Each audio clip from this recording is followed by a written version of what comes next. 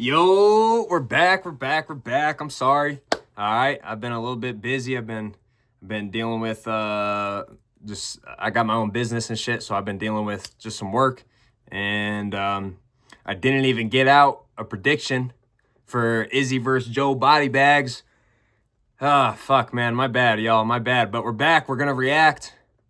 I like that. We're back. We're gonna react to excuse me. We're going to get past fucking hell. Rough start to this shit. It's been a little while. And I never even got good at it yet. We still figuring it out. But look, the UFC is fucking back, baby. What a card. Finally, man. What a card. Finally.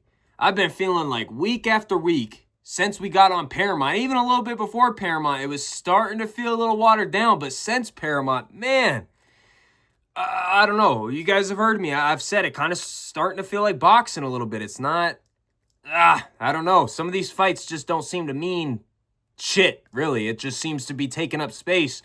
But finally, we got a card, ladies and gentlemen, with banger after banger. People going out there putting their motherfucking hearts on the line. And that's what we live for as fight fans, as fighters. But Izzy, bro. Izzy. Listen, man. The first person that ever got me into UFC was my brother. Shout out my brother. But the person that he put me onto that changed my life forever was Anderson the motherfucking Spider Silva. And so Izzy is obviously kind of like a second coming, maybe like a 2.0, maybe like a, I don't know, whatever you want to say of Silva. You know, everybody's always heard Izzy, you know, talk about his inspiration, talk about how much he likes Anderson, how much he's mimicked his game off of Anderson. Personally, there's not anything anybody could ever do. Somebody could go 100-0 and become a fucking 5-weight division champ, and they will not take over the spot of GOAT from Anderson Silva in my books. It just is what it is. I'm sorry. Anderson's just the sickest, man. It just is what it is.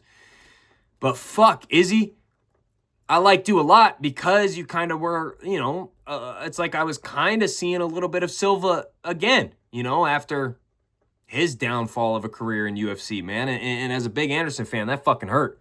Now I'm having to do it all over again with Israel Adesanya. Retire, please. Please, please. Okay? Listen, man. He was fighting a beautiful fight. He had Joe's lead leg fucked. 2 rounds in, he had Joe's lead leg fucked, man. Joe couldn't really touch him much. When he was touching him, it seemed like Izzy was taking the power pretty well because it wasn't inside the pocket, right?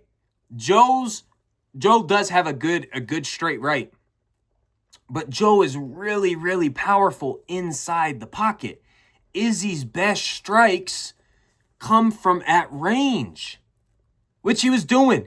He was doing perfectly.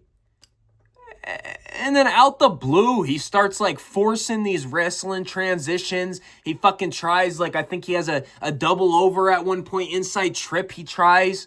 What the fuck are we doing, Adesanya? What were you going to do if that inside trip worked? So, I don't know. Izzy was feeling himself. He was feeling good. He was looking good. And he decided, fuck it. I'm going to go ahead and just stand and bang and trade with a motherfucker whose nickname is Body Bags. Fuck, man. Fuck. Izzy, you're not going to see this. But get a retirement fight. Somebody that you can easily just fucking walk through. Do some cool shit and end it there, bro. Because this, I can't keep dealing with this, man. I just can't. I just cannot. We're going to watch it back. I can't show you guys shit because Every time I post a video, I have to spend a fucking hour or two afterwards dealing with all the damn copyright issues YouTube tries to hit me with. I get 4 views, bro. You ain't got to do that to me, YouTube. The fuck? Or UFC, whoever makes the claim, bro, I'm not making no money off of these. Like, I'm literally just starting. Like, I get it, man. If I get big, I get it. Y'all don't want me just using your content. But brother, I'm not getting anything right now. Let me show the few fucking viewers I have the fucking fight I'm watching. Damn. Just wanted to get that off my chest. But yeah, Izzy looked good, man. Joe did try to wrestle pretty early. He tries wrestling a minute in. I don't know if this is... No, it was real grappling. He goes for a little outside trip there. He definitely was trying to get Izzy down to the ground and probably wear on him a little bit, make him think about the grappling a little bit. You know, maybe drain out Izzy's gas tank a little bit. But Izzy did a great job. We know Izzy's takedown defense is really, really good against the cage. He's got long legs. He does a very good job of keeping his feet on the ground. He does a good job of digging that whizzer, and then he starts to dig an underhook, or he starts to frame off on the face, throw an inside knee. He does a really good job takedown defense on the cage. And yeah, I mean, fuck. Izzy looked good, man. He wasn't getting touched with much. When he was getting touched, he seemed to be wearing it well. He looked fast. The leg kick was fast. I mean, I remember he flashes. I don't remember quite when it is, if it's round 1 or round 2, but he flashes a question mark from real close in the pocket at one point, and fuck, it looked fast. And he stopped it, but I wish he would have just let it go, because I think it might have had a chance at landing pretty flush. Izzy's feints were on point at the beginning, man. His distancing was on point. I mean, he lands a beautiful knee right there. I wish I could show you guys. Like I said, he was really chopping that lead leg beautifully. I can't believe Israel Adesanya lost to Joe Pyfer, bro. Like, Joe, I don't know, man. He's good and shit. Like, he's all right, but what the fuck? What in the fuck?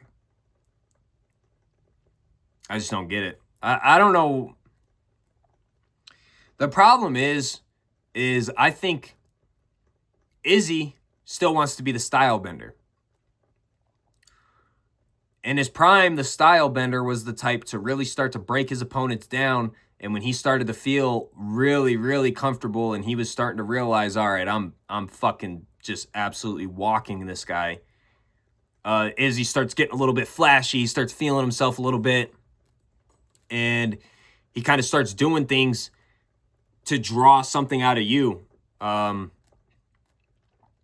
Whitaker, Paulo Costa. Shit. Oh, there was the flash question mark kick. Hold on.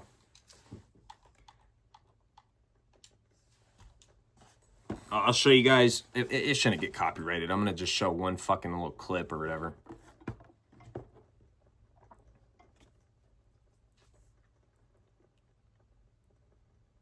Oh, I might have went too far back. My fault. Anyway.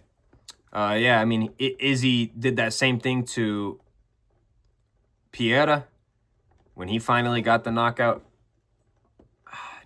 Fucking dick, man. Fuck, this is hard.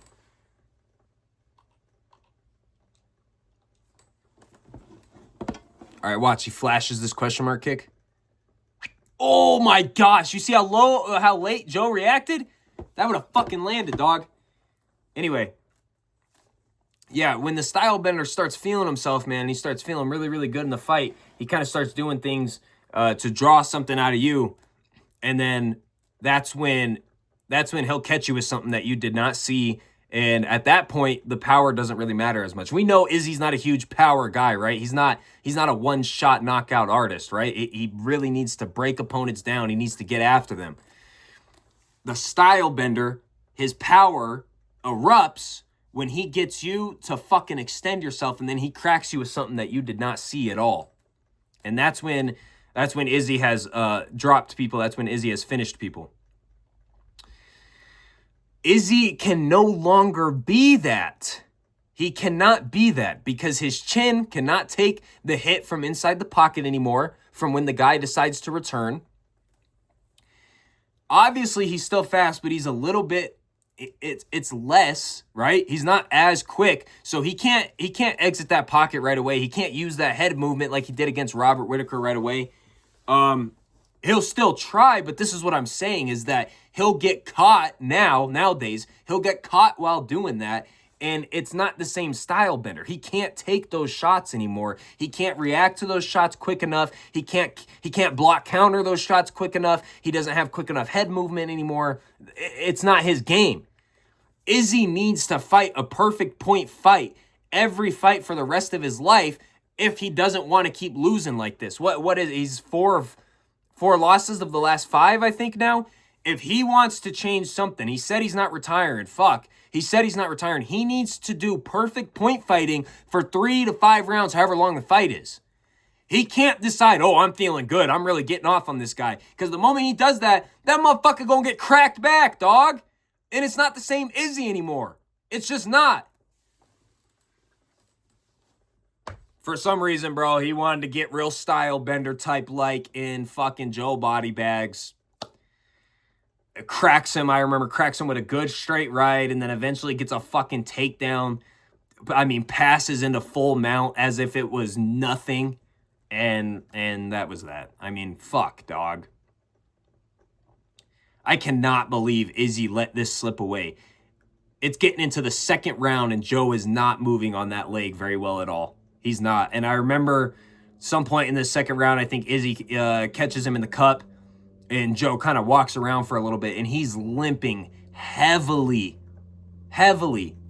I mean, 2 rounds in, you got a dude's front leg all beat up and he's a power puncher. His power punch comes from the back right hand and you've tore up the front left leg? Why in the fuck did you decide to close distance with him, IZZY? Here's the nut shot. Here's the nut shot, though. Look at this. Let's look at how Joe's walking. Ow.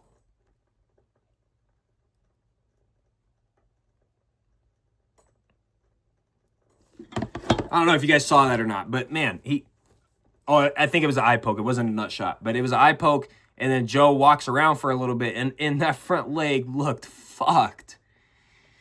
And right now, at this point, it's 4:25 in the second round. I don't quite remember, but it seems like I think we probably get to the 2-minute mark of the round 2, maybe 2.5, 3 minutes, and IZZY decides I'm just gonna fucking get in the pocket with this guy, and that was a big old mistake, from Israel Stylebender Adesanya. 12 of 13 leg kicks up until this point of the fight, 355 in round 2. Oh my God. Another leg kick. And he decides, let me try to start trading here. Gets cracked a couple times. He said, okay, maybe that wasn't too smart. Tries to pretend throw him. Not really. It was just to kind of get off. Throws a good jab, right hand, but IZZY hurts him. IZZY starts pressing a little bit. And now this is where IZZY gets way too comfortable. He tries to milk, and then he tries to go for a headlock inside trip. Not sure why. Whatever. All right. IZZY's still kind of fighting at his distance. We're at 3:15 right now. IZZY's doing a good feint. Rips to the body with the left hook. Frames on the head. Clinch. Tries to throw a knee. Misses. Joe is getting tired. He doesn't really know what to do on the feet. He tries to clinch up again. Tries to take a shot. Joe catches him with a little bit of a check hook. Joe's back is on the cage right now. And IZZY just fucking got cracked by a right hand and tells him, do it again. IZZY tries to throw a look away. Right hand gets cracked. IZZY gets cracked with a right hand. We're at 2:45 right now. IZZY still standing in the pocket. IZZY still standing in the pocket. IZZY still standing in the pocket. Lands a right hand. Tries to land a left high kick. Still standing in the pocket. Izzy gets cracked with a body shot, gets cracked with a left hook, gets cracked with a straight right, gets cracked, gets cracked again, gets cracked again. Maybe he's playing possum like he did against Alex. Oh, maybe. That's what I was hoping for. No, not right here. When I saw this, Izzy was he didn't have his legs. He was way off balance. He didn't have his legs. He did get cracked by that straight right hand, and his legs were not fully there. At this point, Joe has already passed into full mount within about 0.1 of a fucking second after getting him down. How? How do you do that, bro? And right here, we're at this point of the fight, and this was Izzy's body language. His face looked fucking awful. Right here, he looks like he's crying. I don't even fucking know what's going on. And that's when I knew, well, that's that, boys. That's fucking that. Good job, Izzy. Good fucking job. You lost to number 14, Joe Pyfer. Good job.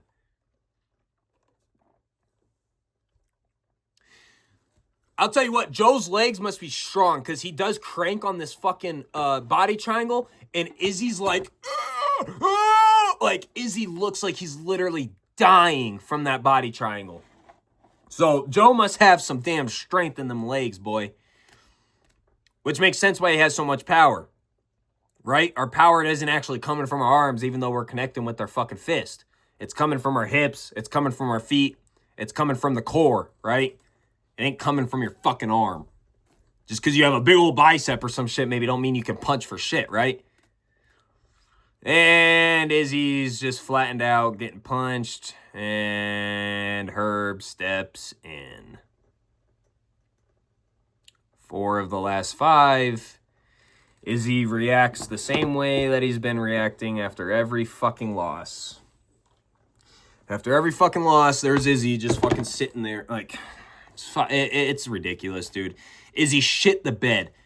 Adesanya absolutely shit the bed. He was torching Joe, bro. He was literally, it's like Joe was his pet dog and Izzy took him to the park for a fucking walk. And then all of a sudden, Izzy was like, I'm going to let you off the leash. Get fucking cracked. God damn, Izzy. Retire, bro, or take an absolute scrub, dust him the fuck up, do some cool shit, do some fucking 360 tornado kicks, and knock him out, end it there, drop the gloves, let them play you a video. Let's leave it at that, man, because you're done. You are done, brother, and I'm sorry to say that, but fuck. All right. Moving on to what was a really sick finish by Alexa Grasso. So I'll be honest with you guys, okay? I had a really, really busy week, and I just was not able to get to the videos and shit, man.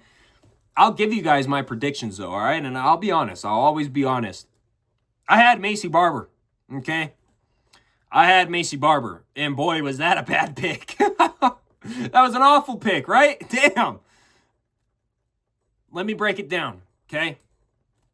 For one, obviously Macy has looked very, very good since losing to Alexa Grasso way back, right? Alexa Grasso, since then, became a champ, had the craziest upset over Valentina, but since then has taken some losses, right? But versus Valentina. And that's maybe where I went wrong. I guess I thought Macy was elite enough, okay? Valentina is fucking elite. Like, elite of elite. Unpopular opinion, I actually believe Valentina did beat Amanda Nunes, and I actually believe if they were to run it back, whether when it was Amanda was still in, or, you know, we thought about Amanda was going to come back versus Harrison, if her and Valentina somehow in any other world ever fought, I got Valentina, bro. And I think Valentina did win their fight, in my opinion.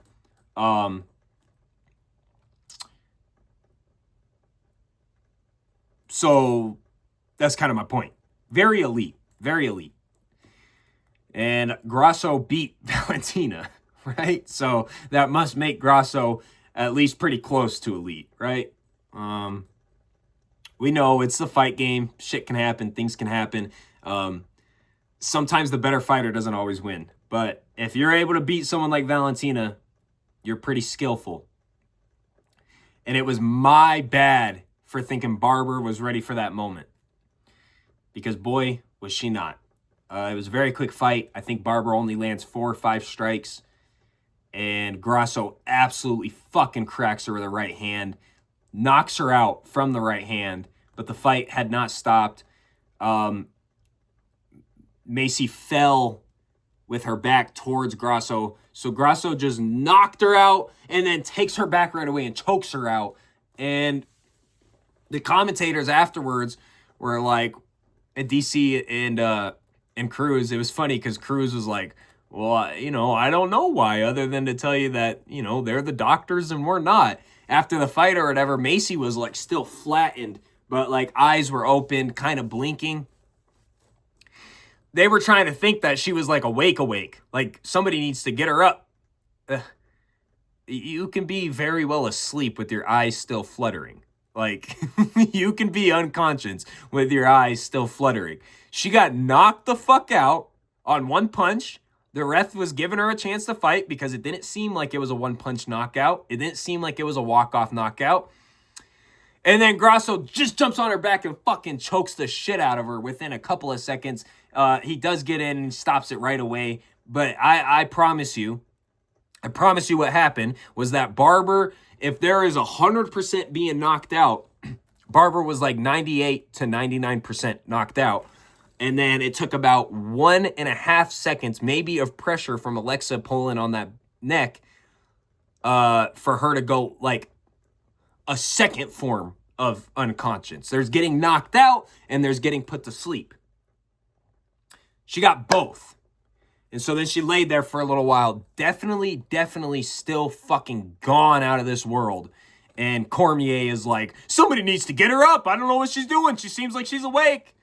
And Cruz's sarcastic ass is like, well, I don't know, what to tell you other than they're the doctors and we're not.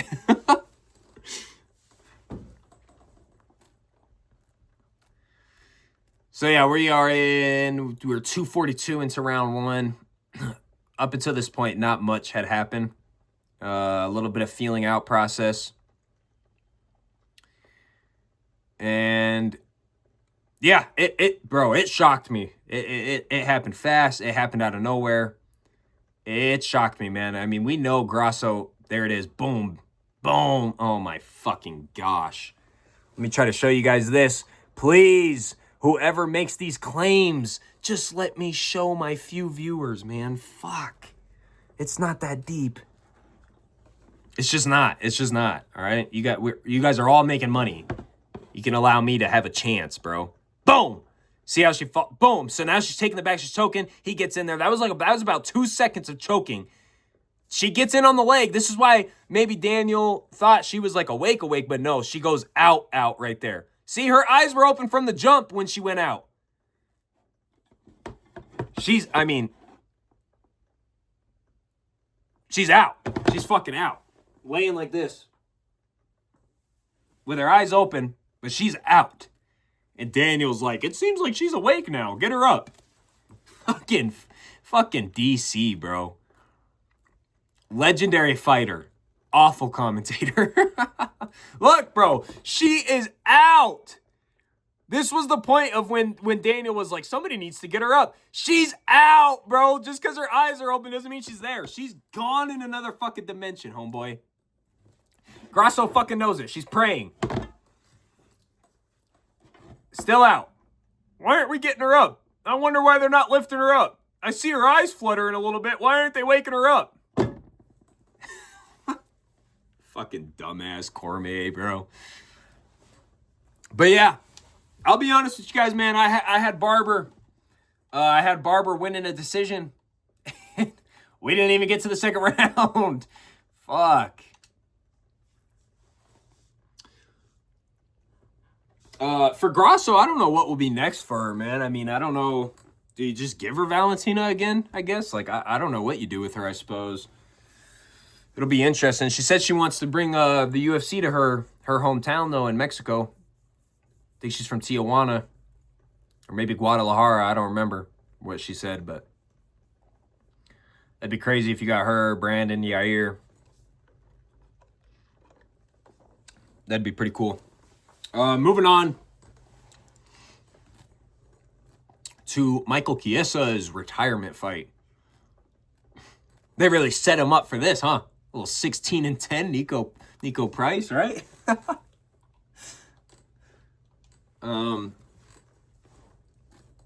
But that's what you like. You know, and IZZY could take a page out of Michael Chiesa's book. Because I want you all right now to go look up Michael Chiesa's record. Start going past, I think his last 4 or 5 fights. He's really picked people he can beat, for sure. He's like, I want to end this out on a good little stretch. I know I'm not even trying to fight for the rankings. I'm not even trying to get in that picture no more. I just want to get on a good little stretch here and end it on that. And he did just that, man. I mean, I forget exactly everybody he beats, but I know, you know, he chokes out Tony Ferguson. He chokes out Nico Price here in his retirement fight. I can't quite remember everybody's that he's fought, but you'll know what I'm saying. When you look it up, I think his last 4 or 5 fights, Michael Chiesa definitely picked some people that he could very well just easily handle.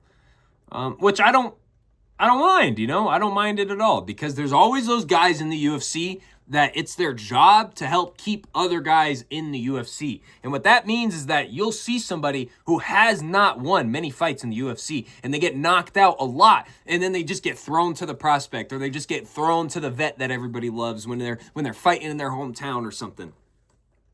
You got to keep those guys around. And so if you're a guy like Chiesa, IZZY, why not? You know, why not? Tony Ferguson could have done that. Tony Ferguson kept fighting fucking really good people, bro. I'm not going to lie. I thought he was going to beat Michael Chandler. If Michael Chandler wouldn't have landed that front kick, I think he would have beat him. But besides that, he fought really, like, he was still fighting really high competition when he was on a crazy losing streak. You got to start to go after those guys that are kept in the UFC to just help keep you in the UFC. For example, Nico Price, he's one of those guys. And don't get me wrong, you know, those guys can have their moments as well, right?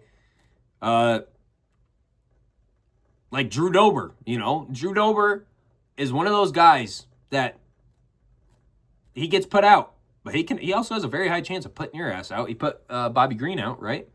Michael Chiesa, first round, takes him down, gets his back, rear naked choke. That's that. I mean, Nico Price almost looks like he's celebrating with him. I don't know what the fuck that was. Let me show you guys that, actually. But yeah, that's something IZZY needs to do. If he wants to keep fighting, or if he maybe wants to get some of these 4 losses back, you got to start going after some guys that really don't have a reason to be in the UFC other than to give you, hopefully, one last good little night, you know? Watch this, y'all. Oh, fuck. God dang it. All right, he tapped. Watch Nico Price get up. Almost like he's celebrating for Chiesa. Look at his arm. You see his arms go up? Like he was like, yeah, good job, DL's boy. Like, what was that? But yeah, good for Chiesa.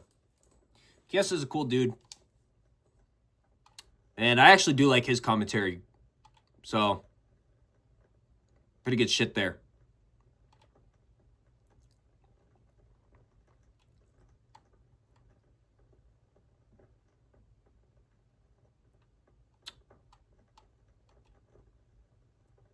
Let's move on. Oh my gosh. What happened with the Tiberia and the Fortune fight, bro? What the fuck? Listen, we're going to watch that back because... Actually, I don't know if I want to watch that back. I remember being bored when I was watching it. I don't think I'm going to watch it back. I remember thinking Fortune was winning, and then Tibera started to take it, I'd say halfway into the second round, and then I felt like the full third felt like Tibera's. Man, I don't know how they fucked up the card or whatever, or the announcement of who won, but that's got to be, I don't know. That's got to be an unbelievable feeling for both fighters. Like, that's got to be so absurd. They were saying before the fight, Fortune at one point, like years ago, died. He got proclaimed dead during a weight cut.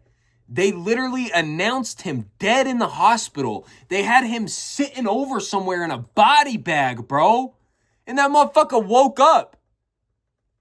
So when I heard that story, I started rooting for Fortune, right? But then he wasn't showing me enough skillfully that was like, oh, this could be, you know, he could be something. He was a great wrestler in college. He does land a beautiful early takedown on Tibera in round 1, and I thought he was going to be able to get a finish off of that. He takes him down right up on the cage. Tibera can hardly move an inch to get any spacing anywhere, and I thought Marston would end it there. It ends up dragging on, and he kind of ends up gassing a little bit. I think Tibera does a good job teeping him a lot. Tibera does a good job hitting that inside leg kick. Yeah, I think Tibera really just started to wear on him, and I thought Marcin won. And then and then they have to bring him back in there to say that Fortune actually won. So that was nutty. I'm trying to think off of the top of my head. I know that that's happened before, but I don't know if I've seen it live. I don't know. It had me blown. I was like, what?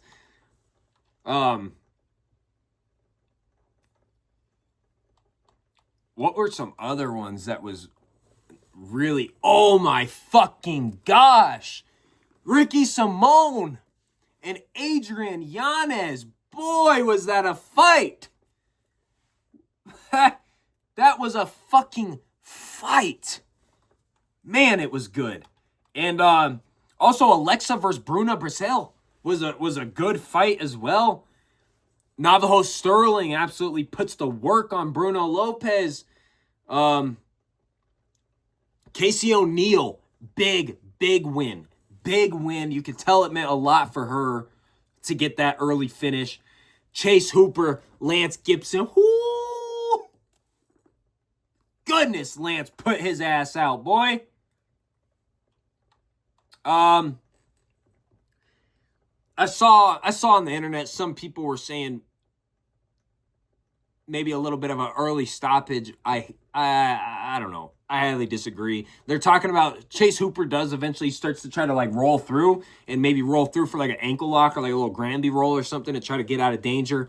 You got to understand, when you've been fighting, when you've been grappling, and when you've been wrestling, you've been doing jiu-jitsu your entire life, even when you're at your most hurt of hurt, like fundamentals, instincts kind of take over at a certain point, you know? I can't count how many practices, how many tournaments, how many events where I was dead. I mean, I thought I had nothing left. And that's what the practice room is for, right? That's why you sharpen your tools so much in the practice room, because then you don't even necessarily got to think about it sometimes. When it's time to let shit happen, shit kind of just happens sometimes. You got to understand, Hooper's a fucking grappler, dog.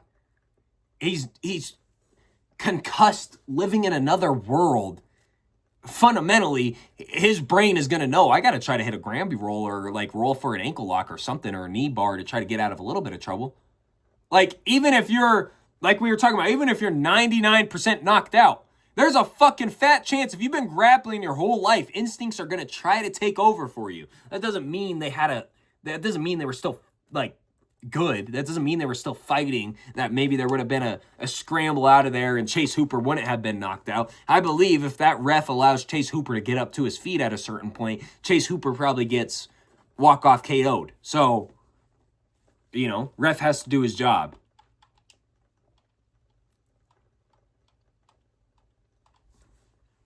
Terrence McKinney. Made a little money on that bet because I went first round knockout because I essentially think that you're an idiot if you don't take Terrence McKinney first round knockout. Believe me, there's times you'll lose because he'll get knocked out in the first round. But it's less than he knocks people out in the first round. So just ride on that wave. I don't get McKinney. He lives and dies by the sword. It's almost like McKinney is standing there, you know, they're announcing the fighters or whatever, and it's almost like Terrence is just staring at them, thinking in his head like, you know, good job probably training a full camp, but like I hope you're ready for the first 1 minute. Like, because here's the thing. You work real hard in camp, right? You train real hard. You obviously got to be in shape for a fight, whether it's 15 minutes, 25 minutes, you obviously got to be in shape. I don't know if there's a single fighter out there other than Terrence McKinney that literally practices to go knock somebody out within a minute or two. Like, I just don't think Terrence wants to do anything else. I think he wants to, he wants to win or die. That is that. You would say, aren't most fighters like that? To a degree. Ain't nobody willing to die in that first minute. So much so that most 95, I'd say, % of fights, what are they always talking about in the first round? A little bit of measuring each other out, right? They always say that. They're measuring each other out. They're trying to gauge their distance. They're trying to figure out their timing a little bit. Terrence don't give a fuck about that, brother. He don't care who you are. He don't care what you're prepared for. He's prepared to go at you within the first 2 minutes. And if you're not prepared to throw something back at Terrence, he's not going to stop throwing just as heavy as he fucking can. You usually don't come out throwing 100%, right? Because you got 15 minutes, 25 minutes to possibly fight. Terrence don't give a shit. He doesn't give a shit. You also usually don't throw 100% because it sometimes, a lot of the times, overextends you, leaves you vulnerable. Terrence don't give a shit. Terrence's fundamentals are so crisp in those first 2 minutes that he adds full power behind every crisp shot. Well, your shots are going to be really, really crisp in the early rounds because you're fresh, right? Your punches, your kicks, nothing is as clean the later the fight goes on. Nothing is as clean. Nothing is as fundamental. Nothing. The first minute or two, yeah, you're pretty fucking perfect. You just came from the locker room hitting mitts. You're lit up. You're on fire, boy. Terrence likes to just bring that fucking fire, dog. So I made a little money off that bet. First round KO for my boy Terrence, where I did not make money. Where I did not make money, I already told you guys, was the Alexa Grasso and Barber one. I didn't make money on Chase Hooper and Lance Gibson. I didn't. All right. I know Lance Gibson's first fight in the UFC after the Contender Series, I believe, was really short notice. And he put on a good performance. I don't know, man. Maybe I let that weigh too much in my head. Like the loss factor, because sometimes to me, I don't necessarily always think taking a fight short notice is like that big of a risk. Because you have to understand the other fighters taking it on short notice too. The only time a fight is actually short notice is if you're some fat fuck in the offseason like Paddy Pimblett. Which you'll notice, he'll never take a short notice fight. Sorry, I'm saying the fucking word notice so much. Chances are, if you're willing to take a short notice fight, you're training every day. And I get it. A camp is, you want to build your tools and you want to kind of study the other fighter and you know, you want to figure out his footwork. You want to figure out his timing a little bit. You want to figure out, you know, watch really what he loves. And then you want to find a partner that can kind of mimic him a little bit, kind of work on those things, right? They're getting just as amount of short time to prepare for you as you are, right? So if I'm taking a fight on short notice, this other guy hasn't been preparing for me. So even if he's been in camp for 4 weeks, he hasn't been in camp for me. Well, if I'm a real professional, as you should be in the UFC, shit, in any MMA organization, because you want to get to the pedigree, right? You should be training. So now what's different? This guy's been training for 4 weeks, and I've been training for 4 weeks as well. I've been training nonstop, right? So if I'm training nonstop, this guy's been training hard. He hasn't been training for me. I haven't been training for him. Where's the risk? Seems like a risk reward for both guys. For someone who's taking it on short notice, it could be one of those fights that really skyrockets you. And when we're talking about Lance Gibson, it was a big moment because he wasn't even technically in the UFC yet. I know the Contender Series gets you there or whatever if you impress Dana, but that doesn't necessarily mean really jack shit. So he takes a big chance. If you win that fight, you skyrocket, right?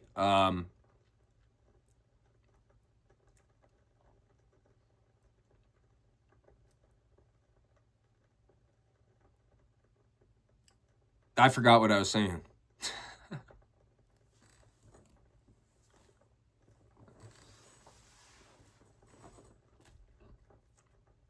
Oh. Yeah. That was just a little side note about short notice fights. So to me, I felt like Lance Gibson didn't lose the fight because it was on short notice. He lost the fight because he lost the fight.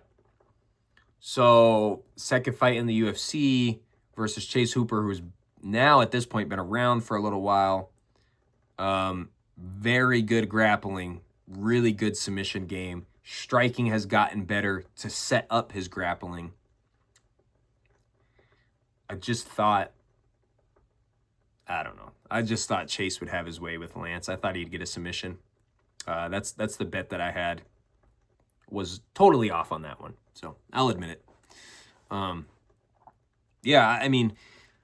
Chase Hooper was fighting at home. I think Lance Gibson technically was too. He was talking about how his dad, I think, played basketball in the arena he was fighting in. So that's a pretty crazy story. Maybe if I would have known that before I made my bet, I would have thought differently. When there's those kind of stories, those connections, those histories, when somebody says since the age of 10, I've been thinking about performing in this arena the same way my dad did, that's pretty sentimental once you get there, right? You kind of want to roll with that guy's story, right? So maybe if I would have known that, I'm not saying I would have picked Lance. I'm saying I probably just would have left that fight be. So that one was a miss for me.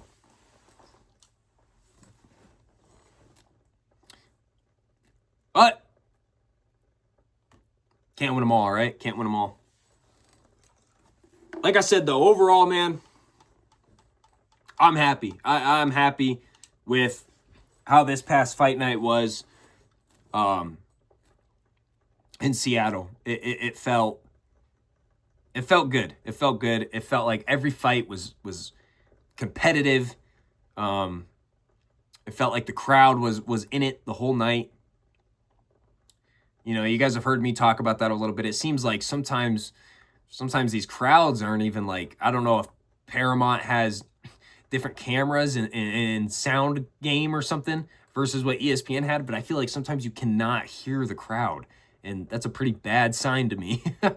But this card, I feel like the whole night you could hear Seattle bumping. Early on here, Chase gets in on a single leg, and he starts eating some nasty, nasty elbows. Very nasty elbows. I believe that might have changed the entire outlook for Hooper right off that, and we're only 343 in round one. When you're the grappler, if you take a shot and you don't get it, that's okay. If you take a shot and you start getting hurt in the process, that's like really, really not okay. Like it fucks with your brain a little bit. You don't quite know what to do. I'm going to be honest. You just don't. When you're wrestling and somebody pulls the ghillie or somebody tries the Kimura or somebody, usually if you have good enough grappling, good enough top game, you just keep flowing with it and you're not even too panicked. You feel it. Perfect example is like when Dustin had Habib. Habib was not worried in the slightest bit. But when you take a shot as a grappler and they're able to get like underhooks and throw a big knee to your body, or for this example, Hooper was trying to get to that single leg and lift it up, and Gibson kept a whizzer on one side and started cracking an elbow to his temple from the other side. Because Hooper's head is right there, right? On the single leg. So you just boom, boom. We start taking shots like that, you right away want to get the fuck out and kind of rethink how you're going to get this guy to the ground. Which that has happened. Gosh, that was clean. Fucking hell, that was clean by Lance Gibson, man. I can't get over that. Because I was just leading into this point. I didn't think it happened this early on. So like I'm saying,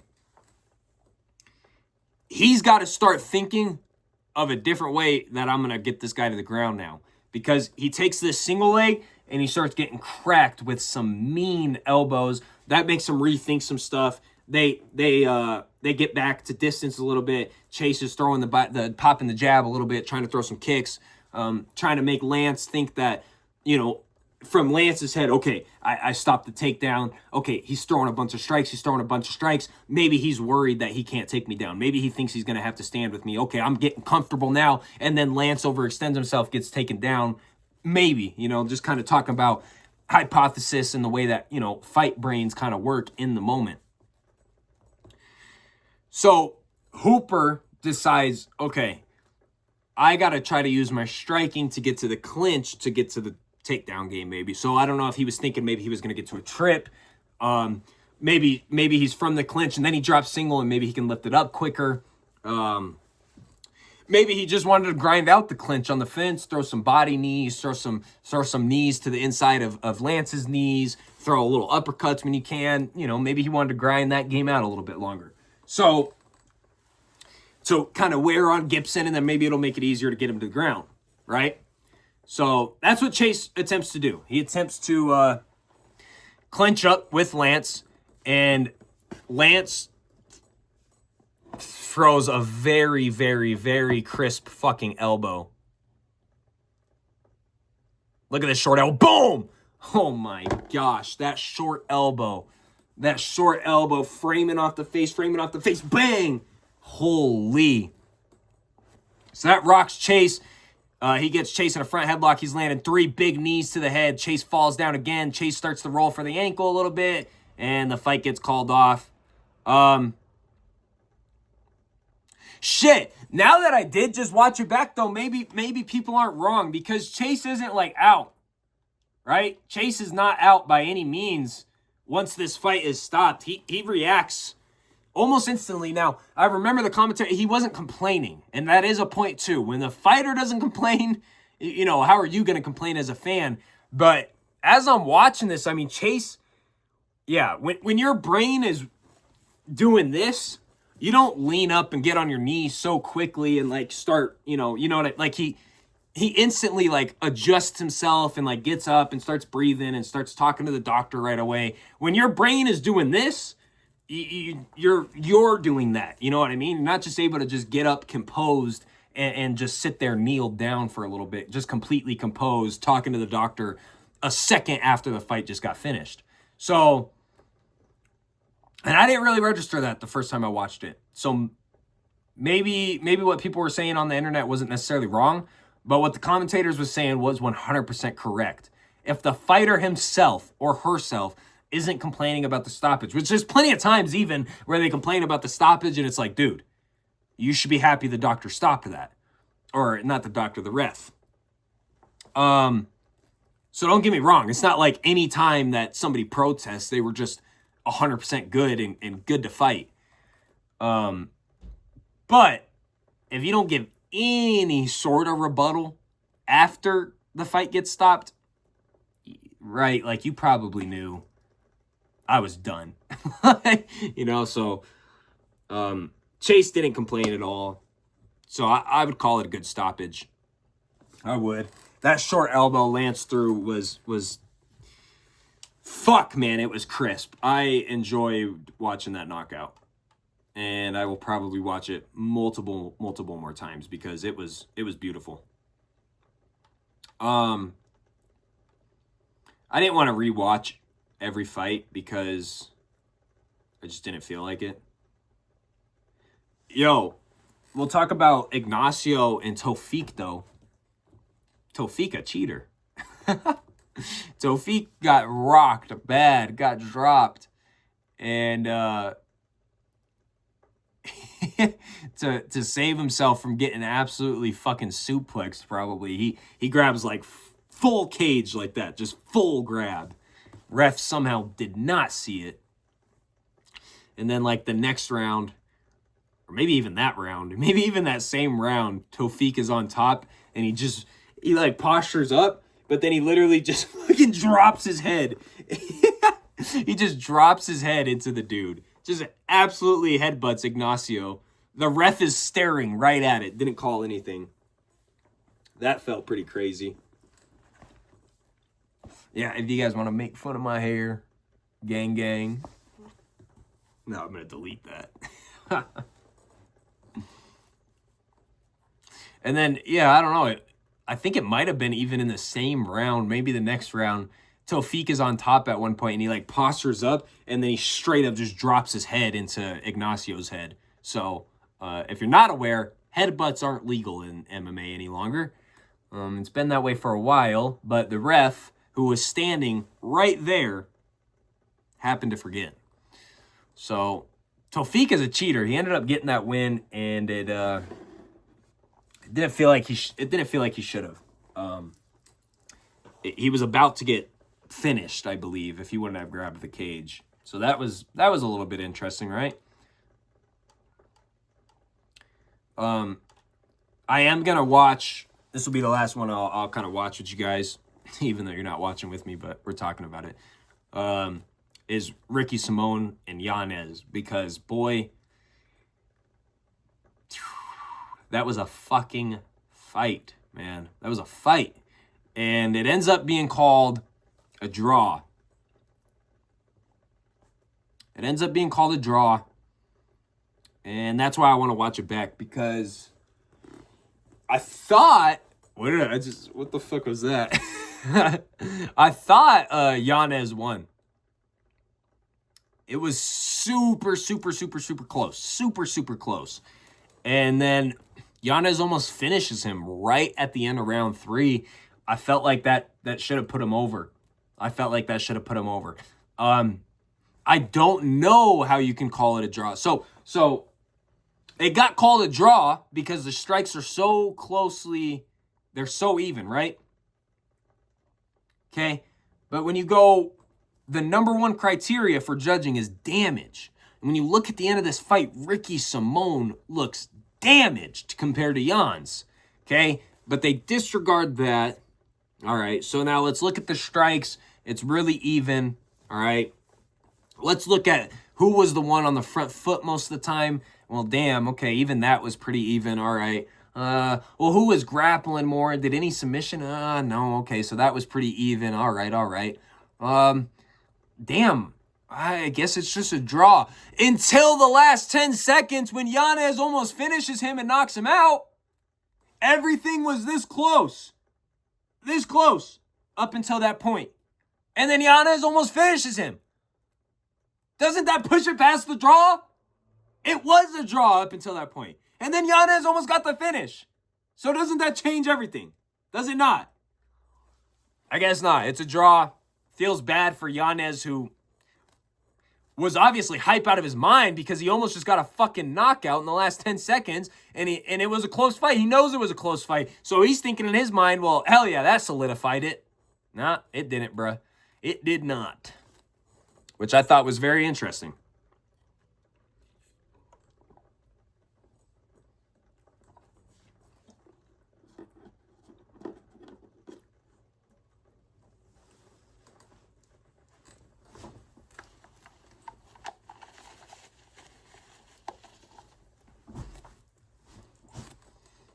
What y'all think of the fit, the Supreme shirt? That shit pretty fire, huh? That shit pretty fire, right? That shit fire. You ain't gotta lie. You ain't gotta lie, family. You ain't gotta lie with the tag you were on, right? With the trap, come to your trap, take over your trap, right? Shout out my beautiful wife, right? Shout out more ice, right? Right? Shout out ice. Shout out ice. Shout out ice. Not the ones taking people out the country. Both ears on froze, little baby type shit, you know what I'm saying? 2 Chainz, like I'm 2 Chainz, you know? All I need for my birthday is a big booty hoe. What y'all think, man? Rate the fit. Rate the fit 1 through 6, because 6 is my favorite number. We don't need to go all the way up to 10. I'm the type to fuck a 6.5. I don't want no dime piece. Tease. If you know that song, you probably don't know that song.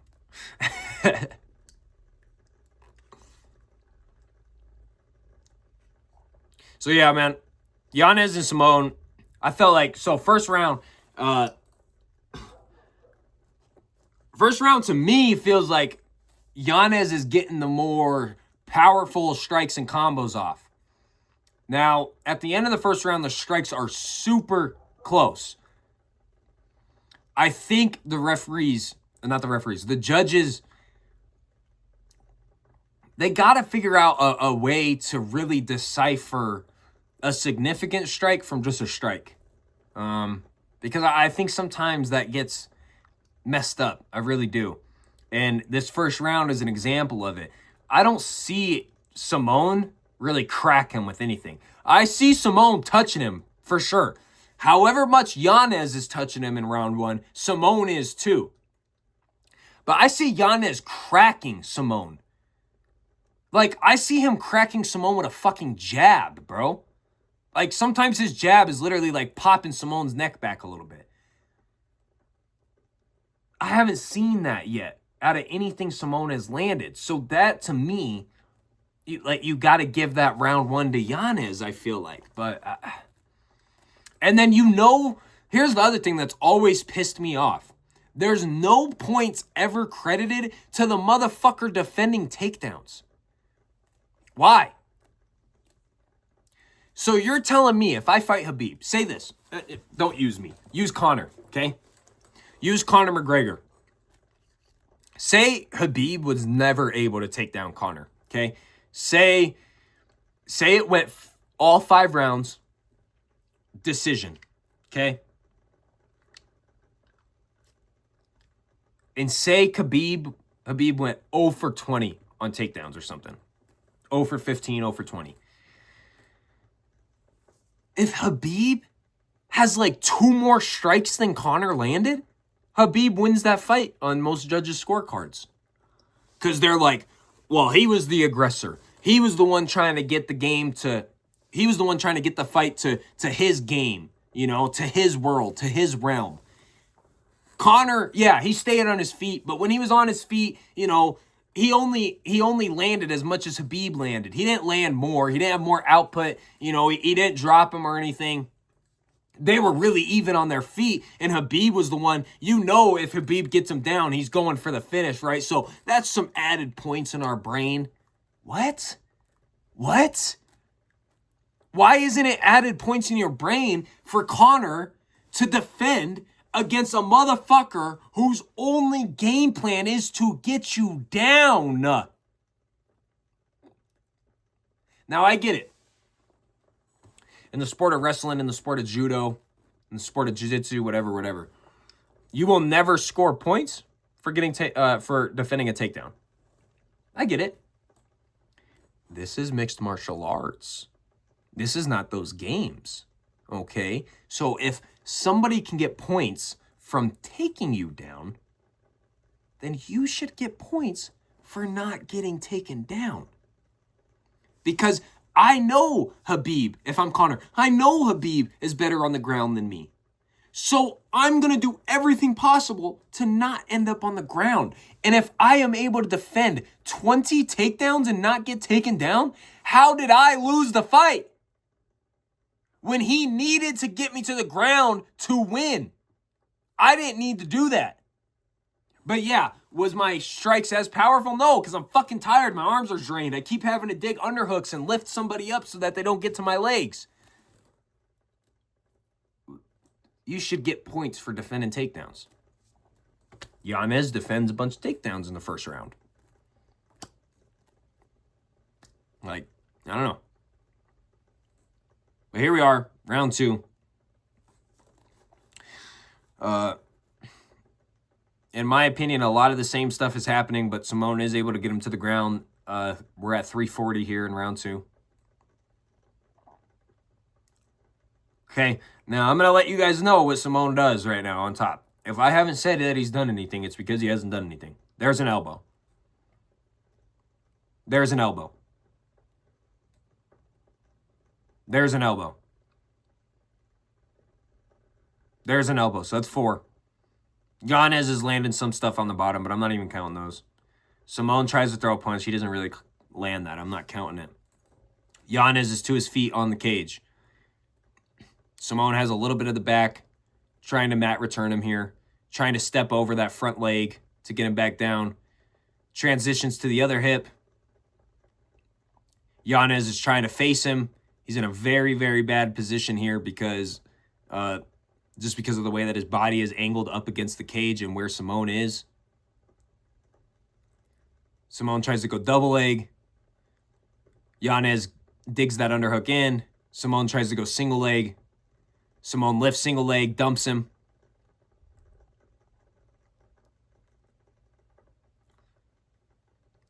Simone's doing a good job of keeping constant wrist control. Yanez isn't able to do anything with his left arm at the moment. Yanez stands up, still isn't able to do anything with his left arm. Gets it out, gets it free. Digs an underhook. They're still in the cage here. We're getting to the 2-minute mark of round 2. Simone tries to throw a high knee, misses. Still in the cage here. Simone's throwing a few little short hooks, a couple uppercuts. Nothing really too powerful.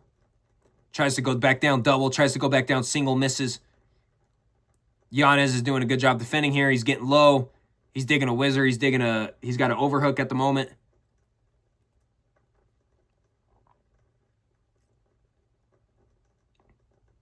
Yanez throws a huge, or not Yanez, Simone lands a big elbow off the break. They get back to the center. Okay, so the round hasn't ended yet. We're at 125 of round 2. Okay, if Yanez doesn't do something crazy in this round, he loses it, right? Okay, they just showed the strikes. So right now it's 29 of 77 to 24 of 67. Right now, Simone, okay? Neither percentage is very high. To me, though, again, Yanez is the one who has landed the more powerful strikes when they are boxing. Simone landed big elbows. Those four elbows were big. I mean, he throws them nice from that ground and pound. And then when he had him up on the cage, when he had Yanez up on the cage, he landed a few good strikes right there too, right? But still, to me, Simone has not gotten anything too crazy off, right? Yanez cracks him with a big straight right. We're 30 seconds here left in round 2. Again, Simone kind of goes to change level. Yanez changes levels with him. It doesn't happen. Again, Yanez gets a nice combo off after Simone misses some strikes. We're 10 mark here, 10-second mark, round 2. Nothing happening. Both guys missing. Simone fakes a takedown. Nothing happened. Okay, so yeah, 1-1, right? Is how I have it, 1-1. In my opinion, Yanez should be getting points for defending the takedowns in round 1. And then in my opinion, I don't believe, even though they say the strike count was super close after round 1, I do not believe that Ricky actually landed as many significant as Yanez. So to me, round 1, Adrian. Round 2, Ricky. Ricky gets him to the ground. Round 2, lands some good ground and pound. We called out the 4 big elbows. He fights on the cage for a little while. He's the one holding the dominant position in the clinch. He lands some good knees, lands some good hooks, lands some good uppercuts. Yanez is able to break away. They get center. Nothing else really happens. Okay? So 1-1, right? 1-1 going into the third.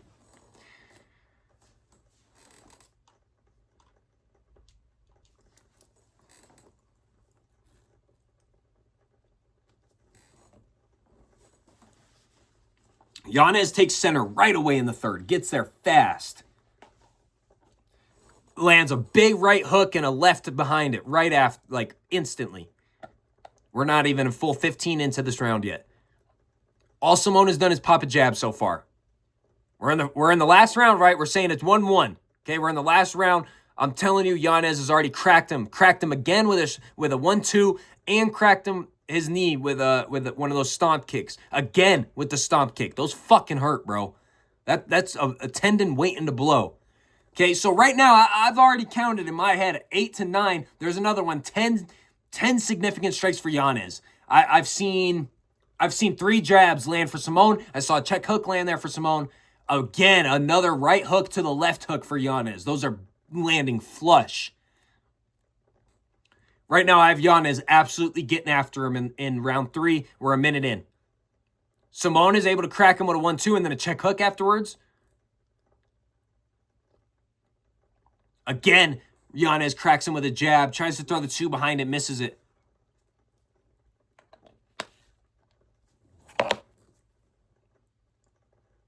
Simone does crack him with a good switch stance 2. Popped his head back on it. Okay, fuck, I am seeing some shit differently here. Ricky cracked him with a check hook, cracked him with a right hook right there.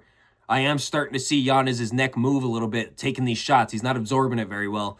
Popped a good jab from Yanez. Simone again tries to get it on the legs. Yanez is all over that one. At some point, I don't even get when it happens. Yanez gets him to start bleeding from the eye. He's not bleeding from the eye right here. A jab again, and it's bleeding. Maybe it was the jab, but he also took that shot. A headbutt could have got in on accident from Yanez defending that takedown. But Simone's eye starts leaking here. He's wiping the eye, okay? So, again, number 1 criteria for judges is the damage. Simone wiping that eye.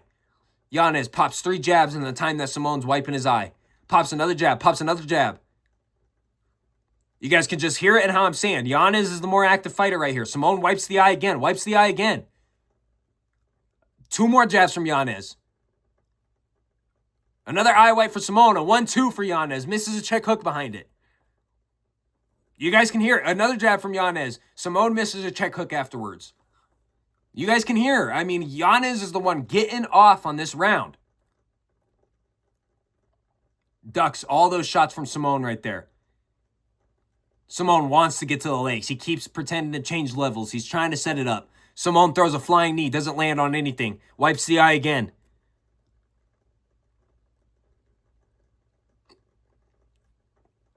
Yanez starts talking to him. I never noticed that and when I was watching it the first time. He starts talking to him. He gets popped in the jab while talking.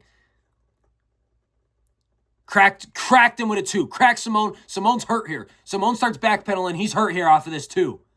He's on the cage. He's got high guard. He's hurt. He's trying to stay moving. That 2 hurt him bad. He hasn't thrown anything since getting hit by that 2. He's still trying to just stay moving. He's up on the cage a little bit. He's trying to circle his best. He's trying to stay high guard. He's hurt here. He still hasn't thrown anything back. He's hurt. See, round 3, significant strikes. It says 13 to 20, Yanez. But have you guys heard me call out 13 significant strikes for Simone? Fuck. I don't know what gets considered significant to them. Yanez is getting off on him right now. I mean, absolutely popping him with a double jab over and over before throwing something behind it. I mean, he is cracking him constantly with this double jab, and he hits him hard with a right hand behind it after usually. Sometimes he doesn't throw it to get Simone thinking.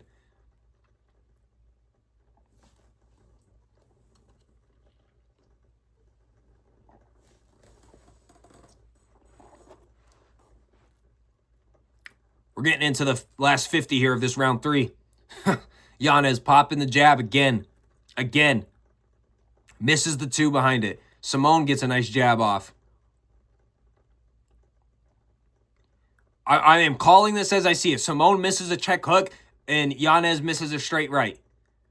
Simone lands a low kick. I'm calling this as I see it. I mean, you guys hear. Yanez cracks him with a 2, cracks him with a jab. Light jab, gets cracked with a check hook by Simone. That was a good one. Misses the check hook. Yanez lands a 2. Getting into the last 10 here. They're in the pocket. Simone lands another good check hook, but this time Yanez cracks him, drops him with a straight right. Simone's on his knees. High guard getting cracked still. 1 second time. Ref stops it. It wasn't a finish. Yanez is hype, assuming that he just won. Simone tries to get up to play it off because he knows it's still a close decision regardless, but he is wobbly. He's wobbly. His face is completely battered. Completely battered. Struggling to stand. Yanez does not look like that, and they call this a draw. I don't know. After watching it back, no volume, which I believe is the better way to watch fights if you really want to get an understanding of what you're watching. You need to turn off the crowd, you need to turn off the dumbass commentators, and you need to just lock in. I mean, I cannot believe that got called a split, or that got called a draw. Yeah, I mean, a split decision draw, whatever the fuck. I can't believe it. I can't believe it. So here was the cards, okay? So somehow, all 3 judges had Simone winning round 1. So again, apparently, if you're not a grappler, but a grappler tries to take you down 8 times in a round and unsuccessfully does so because of your takedown defense, you don't get credited any points. You were backing up from the fight. Simone gets credited all the points for round 1 because he was on the front foot. You were the one defending and backing up the whole time. What? How the fuck did Simone have the round 1 to all 3 judges, bro? How? I don't get it. And then you get 2 10-8s for round 3 and a 10-9 in round 3. So, first judge's score 28-28, second judge's 28-28, third judge had Simone winning 29-28, but that's not enough to get you the win. So it's a majority draw. Did I say split decision draw earlier? That is not what I meant to say. But, yeah, man, I don't know. So the fight comes down to round 1. Clearly round 2 was Simone's. The fight comes down, and clearly round 3 was Yanez's. He got 2 10-8s. I don't know how he doesn't just get a third 10-8. I don't know how all 3 judges are on the same page about Simone somehow winning round 1, but they're not all 3 on the same page about Yanez 10-8ing round 3. I don't know how that happens, man. I just don't. And after watching it back, I still don't see how Simone won round 1. I just do not. But that was a really good fight. They fucking scrapped, man. That was a really good fight. I enjoyed that one. I thought there was one more that was like crazy.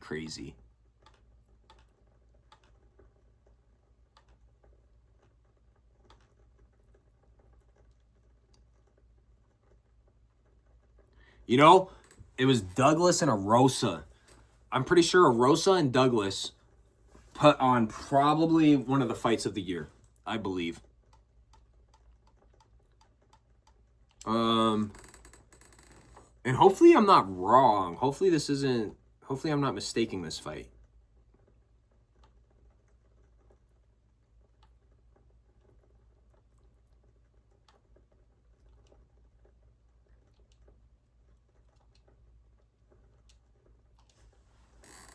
Hopefully I'm not mistaking this fight. I believe it was a scrap. I believe Douglas ends up winning by knockout. But up until that point, it was looking very good. I think. I'm having a hard time remembering. So we're watching it.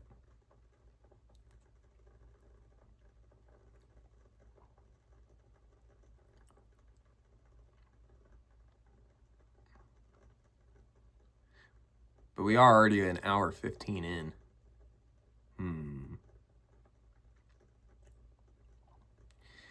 So Douglas does a good job chopping Arosa's lead leg right off of the bat, and Arosa starts to feel that instantly. Douglas cracks him with an uppercut inside the clinch. Arosa, it's pretty interesting. Arosa's a very big guy. He's not good fighting at distance at all. And so this whole fight, he kind of struggles staying at distance because Douglas chops that lead leg really good. Oh boy, big straight right by Douglas, rocks him. Another lead leg kick. Big check hook by Douglas, rocks him again. Misses the straight right there.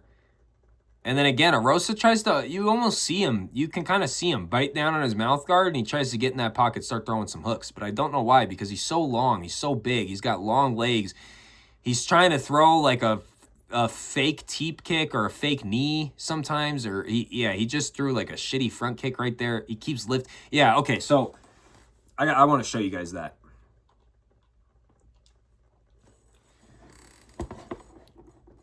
When guys are doing this, you see that? He lifted that knee.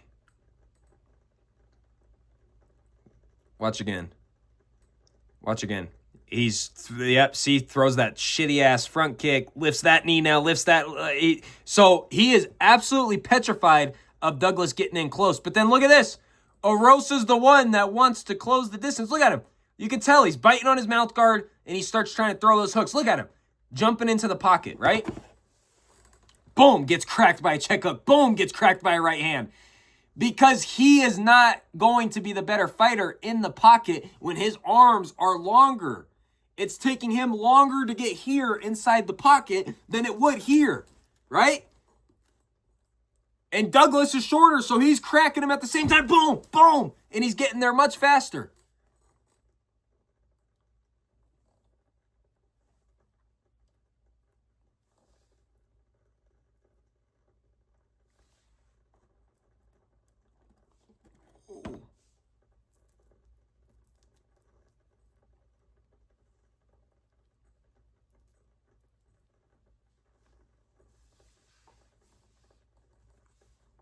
Douglas cracks him again, and Rosa tries to wave him on.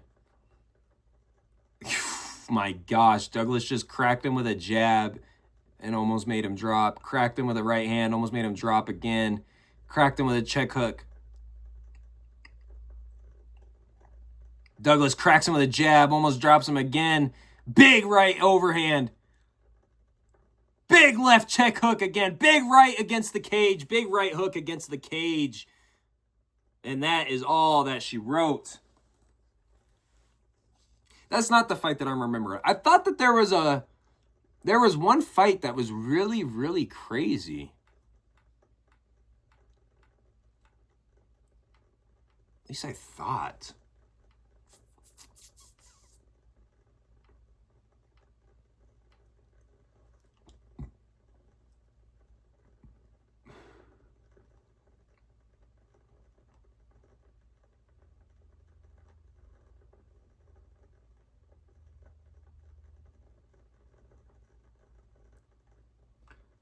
You know, actually, it might be this fight with Alex Pereira's teammate versus Abdul Malik. Yosari versus Abdul Malik. Maybe that was the fight that I'm thinking of. It could be. Let's go check it out.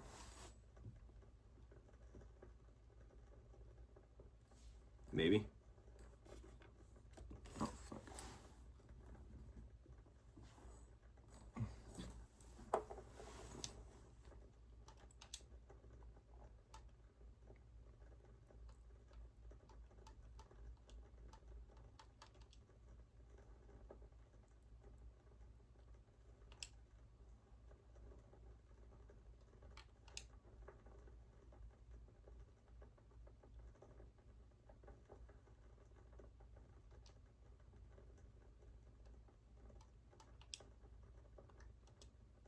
All right, so Paramount just stopped working, so never mind. We're not going to watch Abdul Malik versus Yosari. So that'll be this video. Thank you. Thank you for tuning in. Drop a like, drop a comment, subscribe, click the notification bell so you can see my future posts. We're going to get out more videos soon, man. We're taking the steps, all right? We're taking the steps to make this shit happen. But outside of this, I got a really busy life, man. Really busy life. I have multiple businesses. And now I'm trying to do this. Why? If I have multiple businesses? Because when you have multiple businesses, you still have to fucking put hella work in, man. And I'm not gonna lie, bruh. It'd be nice to be financially free. So we just trying to do whatever it takes to get there. And I believe for me, YouTube could be one of those paths. So that's what we're gonna do. So yeah, like, comment, subscribe, click the notification bell. Till next time, tune in. Peace.